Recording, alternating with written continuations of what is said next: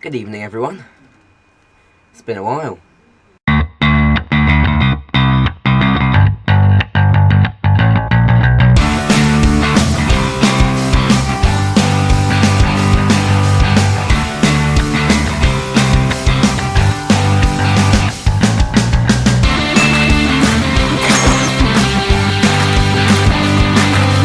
A lot has been done to this bad boy.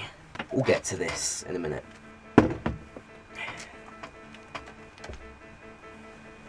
Now, we'll go over the key points first,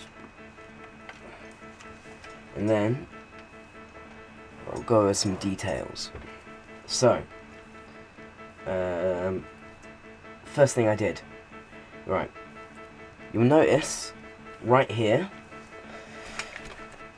and it looks like it's been lifted. If we go back, and it's had a bit of a suspension change, because if we have a look back at the old one, or the old photos, it actually sits much lower to the ground, but it's had an increase of about 5, maybe, I'd say at least 4, maybe 5 centimeters.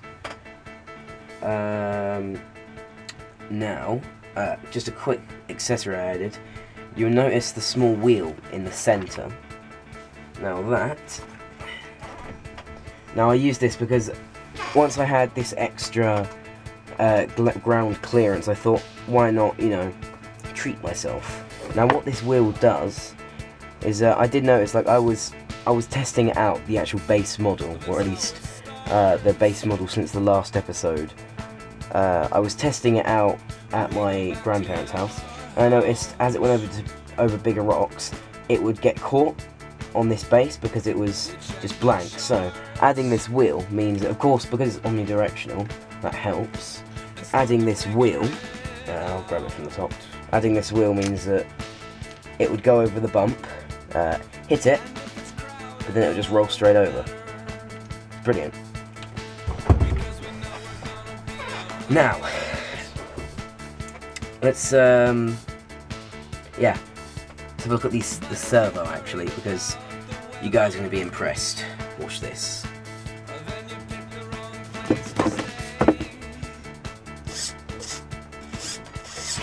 That is 4-wheel steering.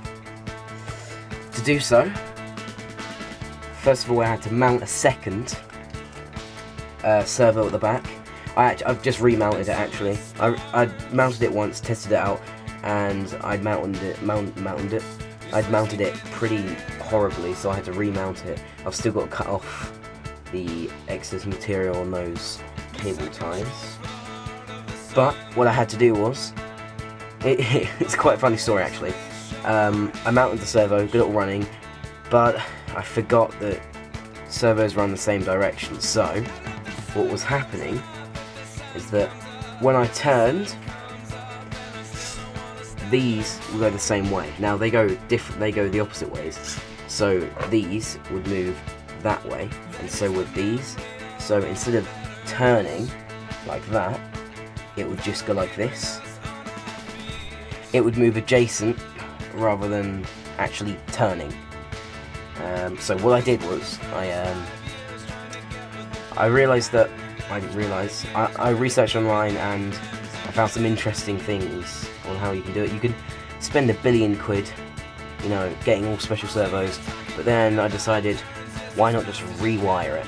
So, took it apart, I reversed every single wire, including the microscopic little connection wires between the circuit board and the motor, which was incredibly hard, considering my soldering iron is a flat.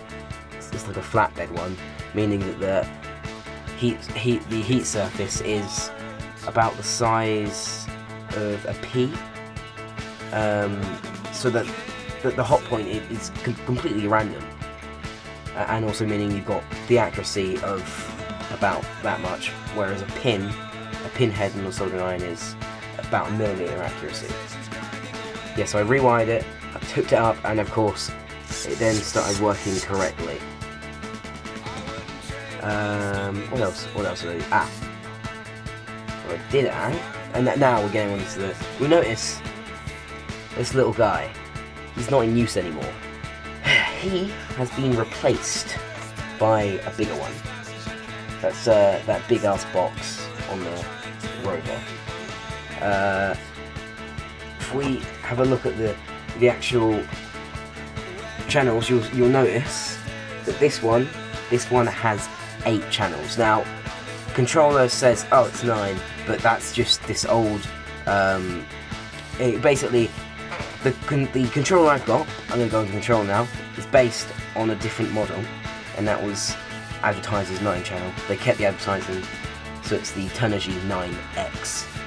It's actually 8 channel, but I guess you want to count the bind key, go ahead. Yeah, I swapped out for this beefy lad right here. I'll never use that word again, don't worry. What this means, what does this mean, guys? What does this mean? This means we've got buttons. Lots and lots of buttons. Programmable. I can optimize it perfectly for absolutely anything I want. Currently got it programmed so that the whole vehicle is controlled using this one. So it goes forward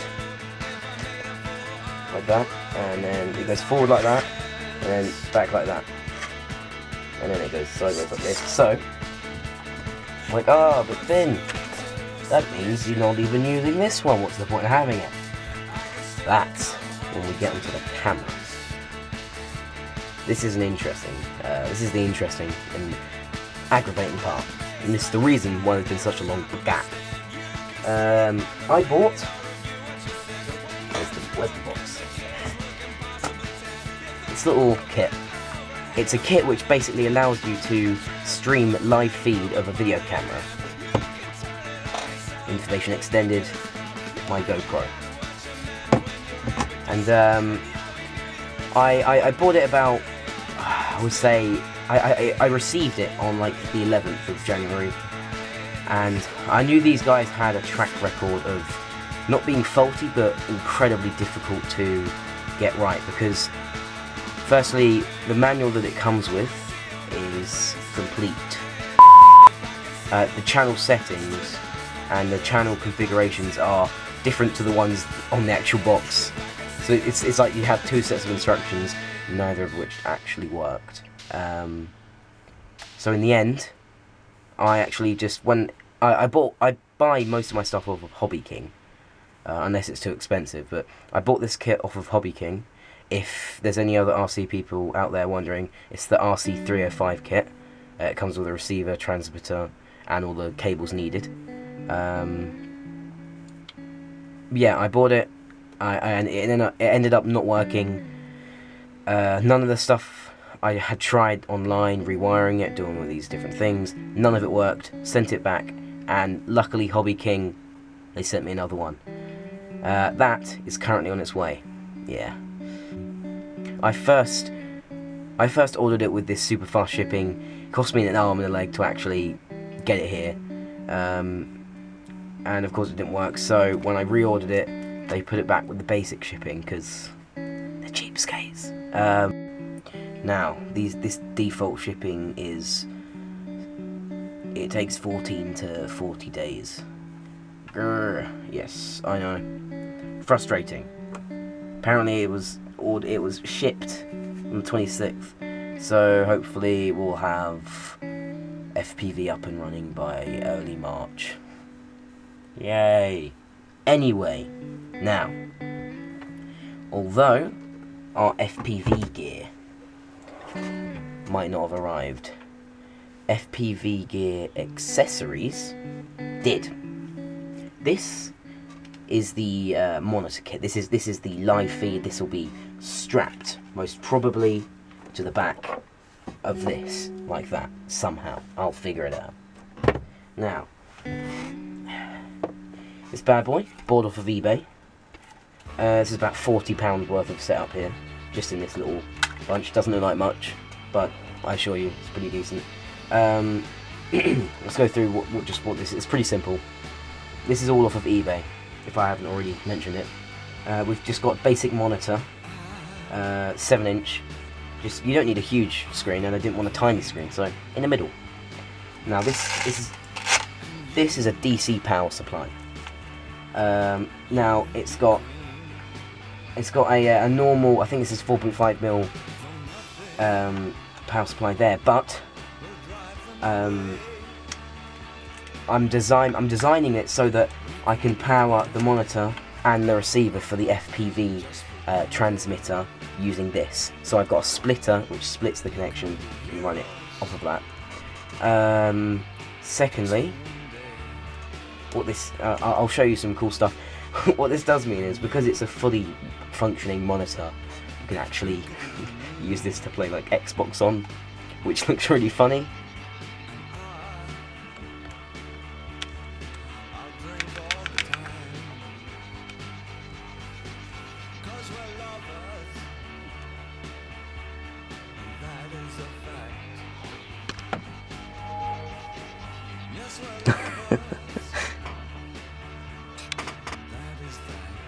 Yeah, as well as like PC, that's funny too. Yeah, I mean, I stay in quite a lot of like Premiere-ins these days with my dad. I thought about bringing this just so I can have like gaming, like literally I could be sitting there in the hotel, the screen right here, Xbox next to me in bed, and it'd be right here. Because some hotels are weird, and they don't let you connect HDMI's in their HDMI ports. I think it's to mess up. I think it's because it might mess up they're worried that it might set up the actual user interface for the next person that stays there. Anyway, how did we get on to talking about hotels and their regulations? Let's just, you know.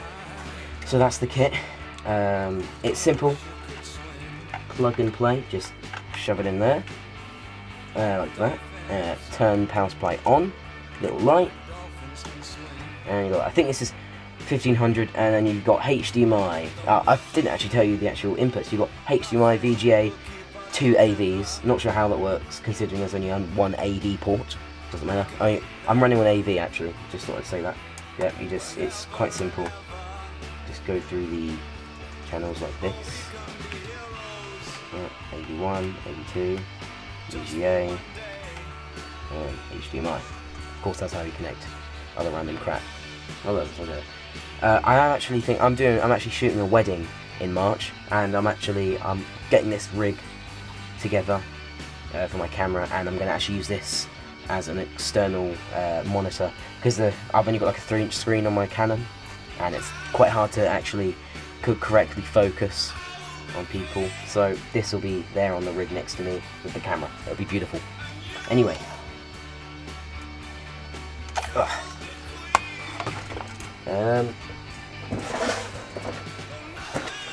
This is my FPV gear stuff. Now, that's the crappy. That's not crappy. Not very good remote. Okay remote for the monitor. Here I have these are my servos. This is all of the stuff I have for the servos. Apart from the 2 servos that are on there. I ordered 3 more Metal Gear servos, because the original servo that came on it, you probably noticed that those servos are much bigger. By the way, I haven't explained what a servo is, have I? It's basically a motor with a mixture of gears in them, so that it has not linear actuation, linear is downwards. It has rotational motion instead of the motors just spinning round and round, meaning it can just go back and forth and you could make stuff wave and steering and yeah, science, robotics. So servo parts, new servos. I didn't even realise I kept the crappy old servo. Now, this is funny. Right, you've got old servo, new servo. Look at that size difference right there. That's at least double the size. You can see it's plastic. This is metal. I've got 2 of these, and then I've got a bunch of different gear heads that came with it. Those are the different ways in which you can use the motion. So like, you've got, can you see that? Those are basically parts. Those are basically parts. Good English thing. Anyway, and also, I bought this. This will power the receiver on the actual base plate for the FPV gear. I've said FPV gear a billion times. This is the housing for the FPV receiver, an antenna, which I probably won't use, and that's about it. Yeah, this video is going to be pretty long. Not sure what else I can say.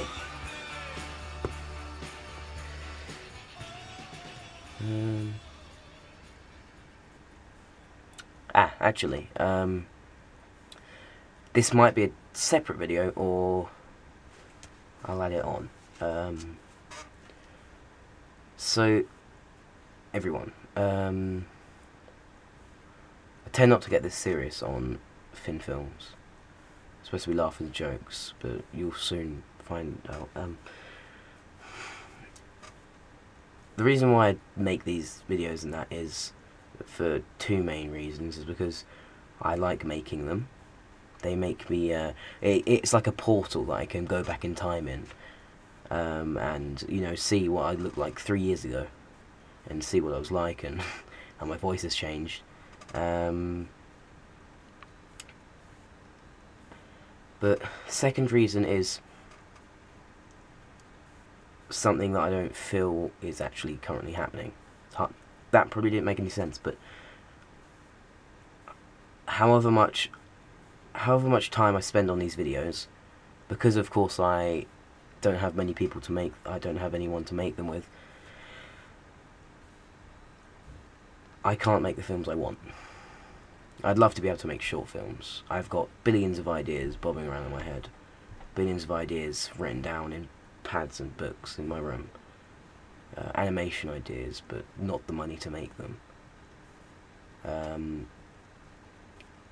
These are all things that I really want to do, but not only is it hard, I'm not the right age or in the right industry.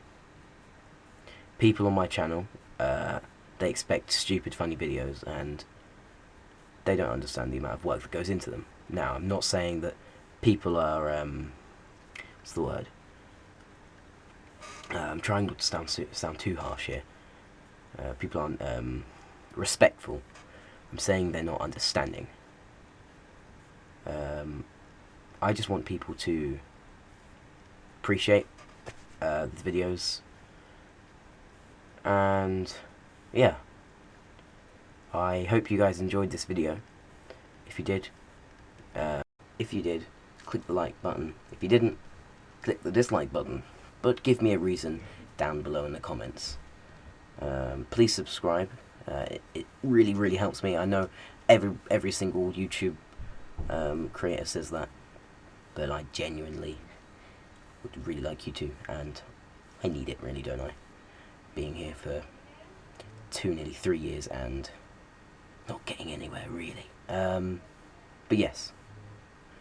Also, well, that's actually about it. Yeah. Stop packing all this stuff away, actually. Scissors. Yeah, scissors. These gloves are actually from Sainsbury's. Yeah.